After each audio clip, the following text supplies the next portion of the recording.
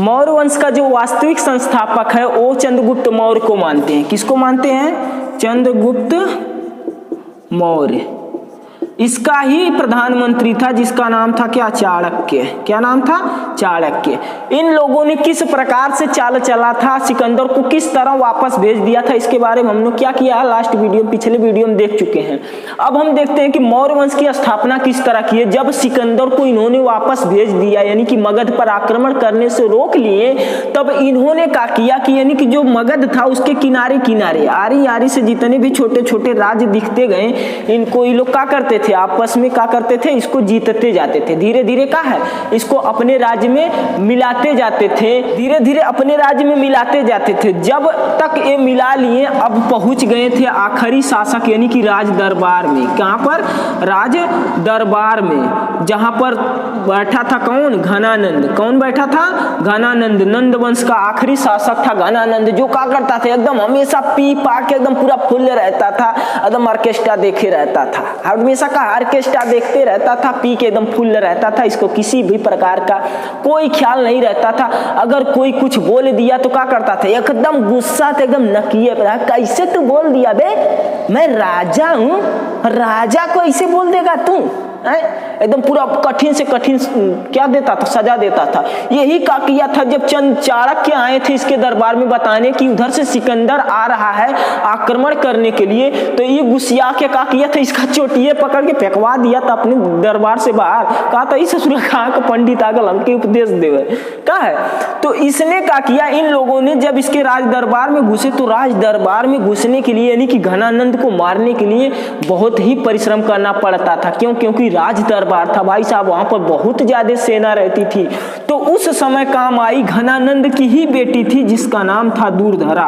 क्या नाम था? दूरधरा। ये जो इसकी खुद की बेटी थी दूरधरा, वो घनानंद को नहीं पसंद करती थी। क्यों नहीं पसंद करती थी?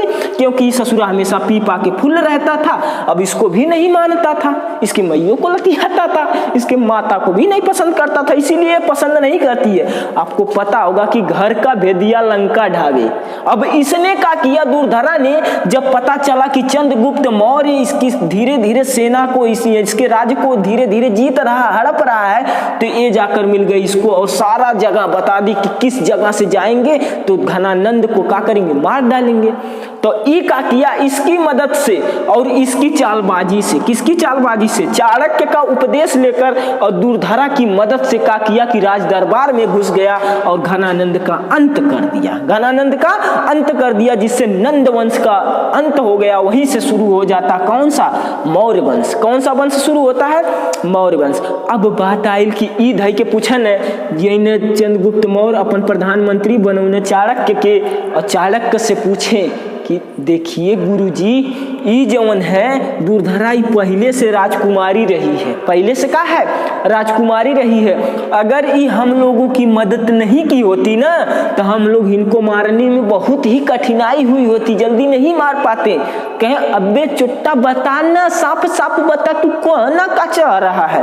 तो इसने कहा कि ई जो है बहुत सुंदर है, अब मुझे पसंद भी है।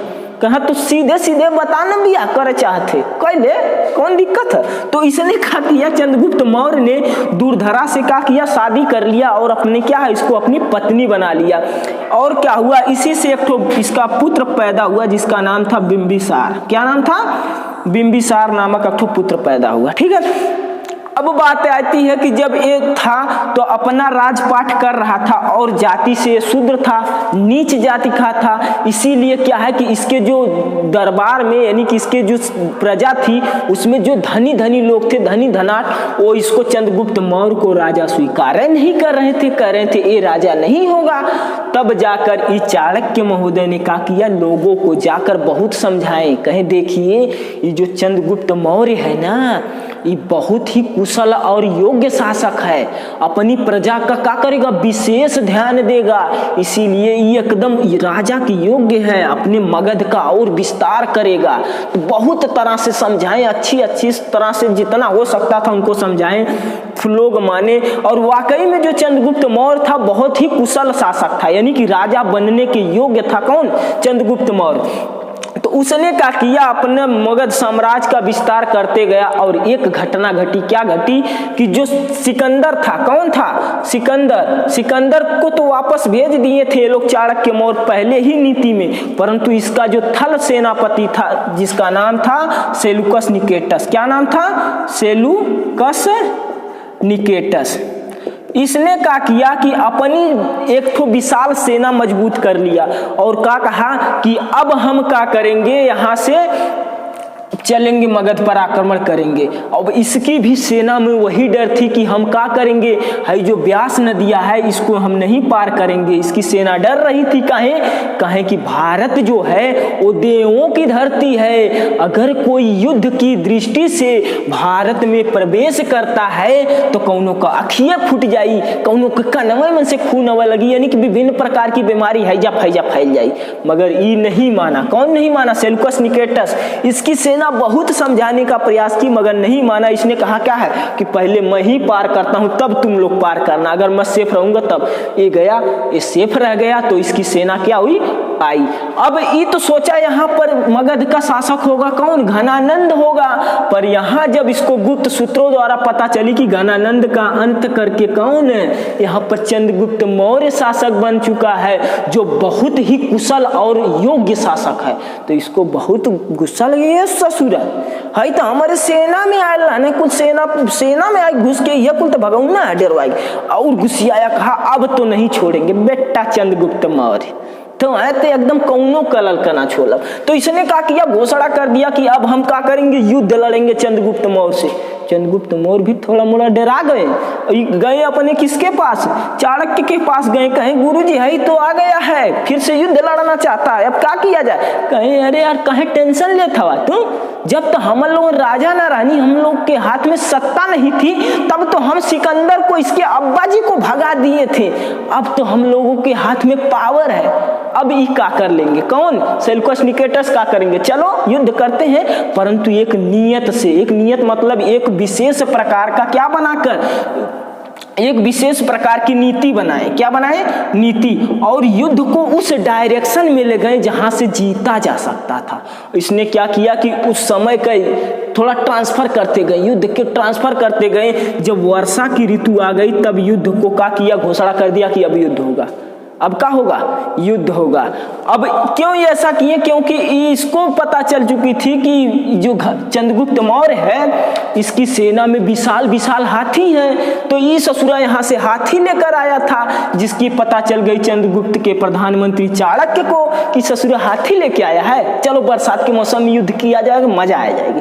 अब ये कहीं बरसात के मौसम में लगे, कहें कि हथिया जो होती हैं वो अगर पानी में तो पहली बात चली ना पाई है ढंग से, अगर चलबो करिए एकदम अगर बिछला के गिर गई नी ने तो जेके ले लहियों कल लेधी पोठी निकाल दिए। अब बाकी बात जब उठले में उनके 8-10 मिनट लग जाई, तब तक इसने क्या किया कि अपनी सेना में एक स्वतंत्र घोड़ा रखा। क्या करा, अपनी सेना में क्या किया, स्वतंत्र घोड़ा रखा। सेना में कैसा घोड़ा रखा, स्वतंत्र घोड़े रखे, यानी कि एकदम बिना कोनो रथ होत के। आई 2-4 ठे घोड़ा रखबो कहीं ना तो उनमें पूरा रथ बांध के चलो तो महाभारत का युद्ध लड़ाया, सारे तीर मारेंगे, धनुष मारेंगे, उड़ जाएंगे। ससुरा पानी में रथ लेके घोड़ा तो अपना इस चलने में थोड़ा हालत खराब रही, और ऊपर से रथ घींची, घोड़ा घींची पानी में। तो इन लोगों ने क्या किया, युद्ध की घोषणा किया और भीषण युद्ध होने लगा। क्या हुआ, भीषण युद्ध होने लगा। हालत ये हो गई कि 3-4 दिन और युद्ध होता ना तो सेलुकस निकेटस बनेवा हो जीते। सेलुकस निकेटस क्या होते हैं, बनेवा हो जाते। तो उस समय इसने अपना एक अंग्रेजों वाला दिमाग लगा लिया। कौन दिमाग लगाया, इसकी बेटी थी जो CBSE बोर्ड वाली, एकदम गोरंगार, एकदम गोरी इसकी थी बेटी, जिसका नाम था कार्नेलिया। इसने क्या किया, अपनी बेटी को आगे कर दिया, बेटी अब चलो तुम युद्ध लड़ो। ये एकदम पूरा फहरा के आई, हाथ में तलवार लेके। एक देखते चंद्रगुप्त मौर्य एकदम पगला, साला ये तना सुंदर, इसको देखते पगला गया। अब इसके ऊपर हाथ नहीं उठाया, परंतु इसकी सेना क्या की कि सेलुकस निकेटस को बंदी बना ली। अब सेलुकस निकेटस का दिमाग काम किया और इसने क्या किया कि इससे विवाह करा दिया। अपनी बेटी कार्नेलिया का विवाह किससे करा दिया, चंद्रगुप्त मौर्य से। जब चंद्रगुप्त मौर्य से विवाह करा दिया तब चंद्रगुप्त मौर्य बन गए उसके दामाद। जब दामाद बन गए तो कैसे ससुर के मरी हैं, अयो बच गए ना, क्या हो गया, ये बच गए ना। कौन बच गए, सेल्यूकस निकेटस। पर इनके अंदर थोड़ा थोड़ा डर एक चीज का रहा है कि कहीं हम हेनने से जाइब अपने साम्राज्य में तो है चंद्रगुप्त मौर्य जो है ससुरा बिहारी है, दाल रोटी चटनी चोखा खाए वाला है, और जौन है हमारे बेटिया कार्नेलिया है इज्जा पिज्जा बर्गर खाए वाली है। कहीं इज्जा पिज्जा का ऑर्डर करे लगल, मांगे लगल तिधाई के कुछ दे करा के चंद्रगुप्त मौर्य इसको कुछ देगा, कहीं इसको पूछे ना एकरा खातिर इसने कहा कि बहुत ज्यादा इसको दहेज दिया। किसको दहेज दिया, चंद्रगुप्त मौर्य को। किसने दिया, तो सेल्यूकस निकेटस ने चंद्रगुप्त मौर्य को इतना ज्यादा दहेज दे दिया। दहेज में क्या दिया था, आराकोसिया, क्या दिया था, आराकोसिया, जेड्रोसिया, पेरिस पेमियाई, यानी कि आराकोसिया, जेड्रोसिया, पेरिस, पेमियाई, यानी कि इतना देश उसको दे दिया। यहाँ जिस समय उस समय के सब क्या थे, शहर थे, इस समय के यही जो है क्या नाम है, पाकिस्तान और अफगानिस्तान क्या है, दो ठो देश बस गए हैं, पाकिस्तान और अफगानिस्तान दो ठो देश बन गए हैं, अब स्वतंत्र देश बन गए। अब पाकिस्तान वाले ससुरा कहते हैं ना कि भारत के पास क्या है, हिंदुस्तान के सेना के हम क्या करब, हरा दे। अरे ससुरा याद करो, है जो चंद्रगुप्त मौर्य था, भारत का जो राजा था चंद्रगुप्त मौर्य, वो तुमका दहेज में पाया था। तुमको क्या है, तुमको दहेज में पाया था, तुम्हारी औकात क्या थी, उसको दहेज में मिला था। तुम्हारा जो अस्तित्व है वो तुमको दहेज में लिया था। आज तुम अपने आप को बहुत बड़ा काबिल समझते हो ना पाकिस्तान, वो देख लो हमारे यहाँ का जो राजा था चंद्रगुप्त मौर्य, वो तुमको दहेज में लिया था। आज तुम कहते हो कि भारत की सेना को हम क्या करेंगे, भारत का नामो निशान मिटा देंगे। ऐसे मिटा दोगे नामो निशान, ससुर बकलोल महीन। ये क्या है कि आज जिस समय ये दो ठो देश पूरा स्वतंत्र देश बने हैं, वो चंद्रगुप्त मौर्य को किसने दिया, सेल्यूकस निकेटस दहेज में दिया।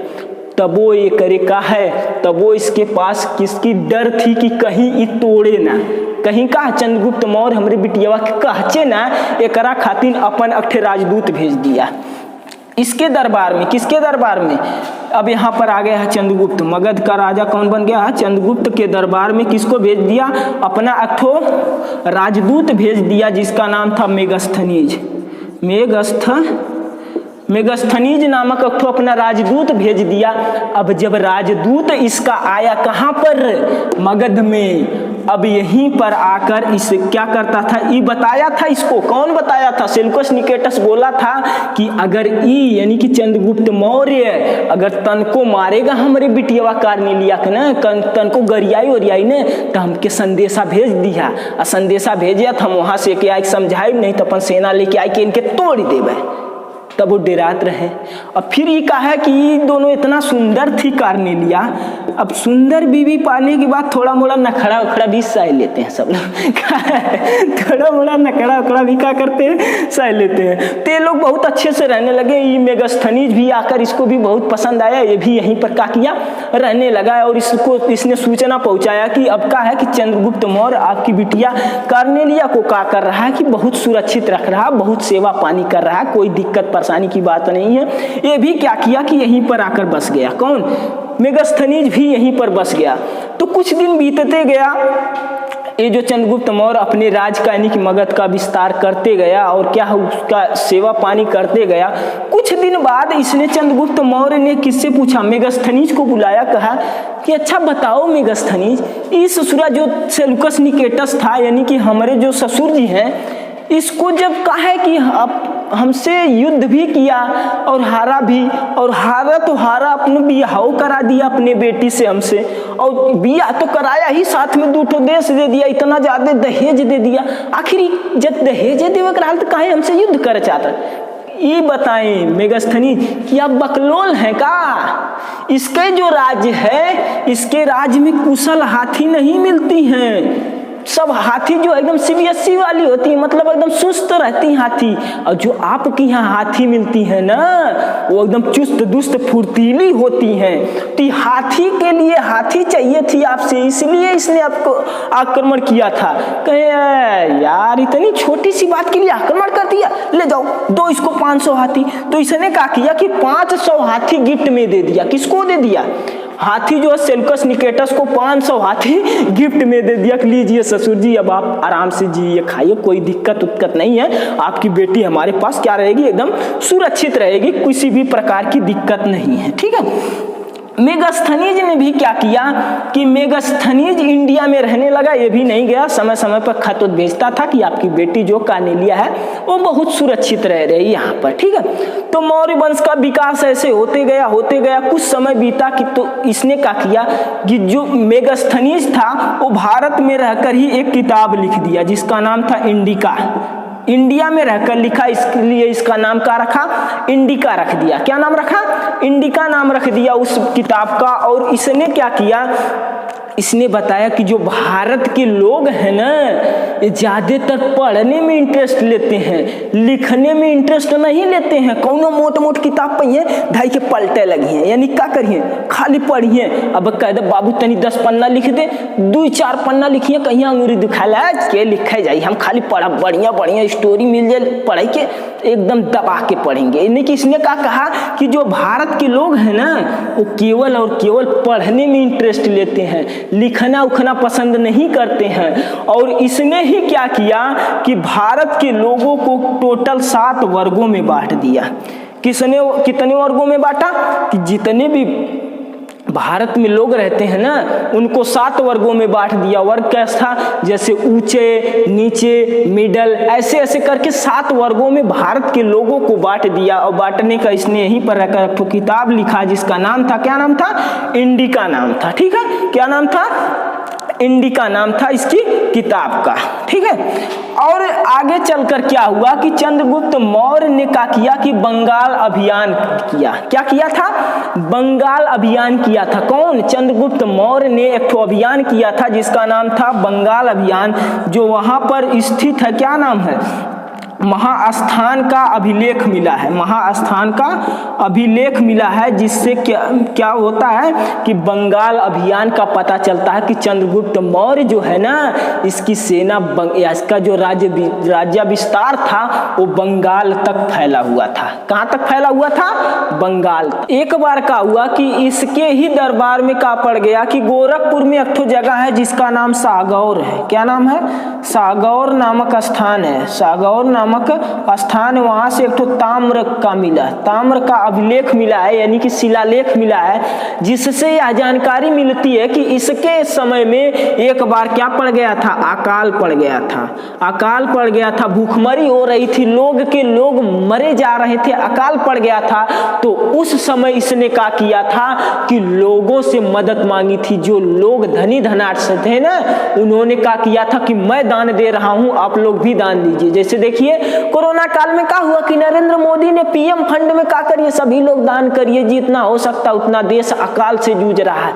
तो जो नरेंद्र मोदी ने इस फंड, पीएम फंड वाला पत्रा अपनाया था ना वो चोराया था चंद्रगुप्त मौर्य से। चंद्रगुप्त मौर्य पहले में कई के उलट गया था, पहले में क्या कई के ये खत्म हो गया था। यानी कि सागौर अभिलेख से यह पता चलता है कि जो गोरखपुर में एक जगह है सागौर, यहाँ पर सागौर अभिलेख से यह पता चलता है कि इसके समय में क्या हुआ था कि भीषण अकाल पड़ा था, जिसके समय में इसने क्या किया था? चंद्रगुप्त मौर्य भी पीएम फंड में दान दिया था और लोगों से गुजारिश की थी कि जो दान देने लायक है, जिसके पास 10, 20, 50 हजार चाहे जो भी हो कुछ हो वो दान दे सकते इसमें। ठीक है। जिससे कि हम क्या करें, लोगों की भला कर सके। ठीक है। आगे क्या हुआ कि चंद्रगुप्त मौर्य बहुत ही कुशल शासक था। इसने क्या किया कि अपना राज्याभिषेक करते गया। अंत में क्या किया कि जब इस वृद्धावस्था हो गई तो इसने जैन धर्म को अपना लिया। कौन सा धर्म अपना लिया? जैन धर्म को अपना लिया। और जैन धर्म की अगर आपसे पूछ लेता है कि चंद्रगुप्त मौर्य ने जब जैन धर्म को अपनाया तो इसके गुरु कौन थे, किसके नेतृत्व में जैन धर्म को अपनाया, तो इन्होंने क्या किया था कि भद्रबाहु, किसके नेतृत्व नेतृत्व में? भद्रबाहु के नेतृत्व में जैन धर्म को अपनाए। किसके नेतृत्व में? चंद्रगुप्त मौर्य ने भद्रबाहु के नेतृत्व में जैन धर्म की शिक्षा लिया और इसके ही साथ में चले गए। कहां पर? कर्नाटक में चले गए। कहां पर गए? कर्नाटक में गए और क्या किए? संलेखना विधि द्वारा अपने प्राण को त्याग दिए। जैसा कि हमने जैन धर्म में बताया कि संलेखना विधि क्या होती थी, ये बहुत ही कठिन विधि होती थी। कौन सी? संलेखना विधि ये बहुत ही कठिन विधि होती थी। जैसा कि जैन धर्म में बताया गया है कि जितने भी मोह माया के कारण है न, वो आत्मा है। आत्मावा को इतना खखोर दो ना कि दूसरा का नाम दूसरी बॉडी में जाने से पहले 4 बार सोचे कि अब हमको क्या है, अब हमको दूसरे बॉडी में नहीं जाना है, ससुरा बहुत ज्यादा हमको कठिन परिश्रम कराता है। तो संलेखना विधि ऐसी थी कि यानी कि जब आपको संलेखना विधि में क्या करना है कि एकदम कुछ खाना पीना ही नहीं है, एकदम बैठ जाना है, एकदम ना तो ना एकदम एक बूंद पानी भी नहीं पीना है। ये थी संलेखना विधि। और धीरे धीरे आपकी शरीर का छीड़ होती जाएगी, कीड़े मकोड़े खाते जाएंगे और क्या होगा, एक दिन ऐसा आएगा जो आप मर जाएंगे। यानी कि आत्मा एकदम कलप के मर जाएगी, जिससे दूसरी बॉडी में क्या नाम है नहीं जाएगी, जिससे आपको मोक्ष मिल जाएगा। ये हम नहीं कह रहे हैं, एक कह रहा था आपका जैन धर्म। कौन कह रहा था? जैन धर्म की बहुत ही कठिन विधि है संलेखना विधि। सबके बस का थोड़ी है कि ऐसा संलेखना विधि द्वारा जान दे है। तो कहां पर कब हुई थी इनकी मृत्यु? तो कर्नाटक में जब ये गए तो 298 ईस्वी में। कब? 298 ईस्वी में संलेखना विधि द्वारा। कौन सी? संलेखना विधि द्वारा अपने प्राणों के क्या किए? त्याग दिए। अपने प्राणों को क्या किए हैं? त्याग दिए हैं। अब मौर्य वंश की सर्वाधिक जानकारी अगर कहां से मिलती है, अगर आपसे पूछ देता है कि मौर्य वंश की जानकारी, तो विभिन्न प्रकार के अभिलेखों से भी मिल रही है। और मौर्य वंश की जानकारी जो है इनके खुद के जो प्रधानमंत्री थे, क्या नाम था उनका? चाणक्य। खुद का प्रधानमंत्री चाणक्य थे, बहुत ही विद्वान आदमी थे, जिनकी बुक है, जिनकी किताब है, जिसका नाम है अर्थशास्त्र। क्या नाम है? इनकी ही किताब का नाम है अर्थशास्त्र। अर्थशास्त्र मतलब कि राजनीति करने की, राजनीति एक राजा को क्या क्या करनी चाहिए इसकी पूरी संपूर्ण जानकारी थी। ऐसा थोड़ी है कि चंद्रगुप्त के राजा बना दिए थे, यानी कि प्रधानमंत्री थे किसके? चंद्रगुप्त मौर्य के प्रधानमंत्री थे। इन्होंने ही अपनी एक किताब लिखी थी जिसका नाम था, क्या नाम था? अर्थशास्त्र, जो एक राजनैतिक किताब थी। कैसी किताब थी? राजनैतिक किताब थी। और इन्होंने कहा अगर आपको एक कुशल शासक बनना है ना, एक मजबूत शासक बनना है ना, तो इसके लिए आपको क्या करना होगा कि एक राजा को अगर मजबूत राजा बनना है तो इसके लिए सप्तांग सिद्धांत का पालन करना होगा। कितने सिद्धांत का? सप्तांग सिद्धांत का क्या करना होगा? पालन करना होगा। सप्तांग सिद्धांत क्या थे? पहला था कि जो राजा होगा ना, राजा यानी कि क्या है? स्वामी, यानी कि जो राजा होगा वो एकदम कुशल होना चाहिए। राजा माने स्वामी जो है वो एकदम क्या होना चाहिए? कुशल होना चाहिए, यानी कि अपनी प्रजा का विशेष ध्यान देना चाहिए। अपनी प्रजा का क्या है? वो एकदम विशेष ध्यान दे। पहला इसका सिद्धांत था कि राजा जो है यानी कि जो स्वामी है ना, उसको अपनी प्रजा का विशेष ध्यान देना चाहिए, ना कि घनानंद मती एकदम दारू चढ़ा के चलो ऑर्केस्ट्रा चलाओ, रात दिया बुत्ता किया क्या किया।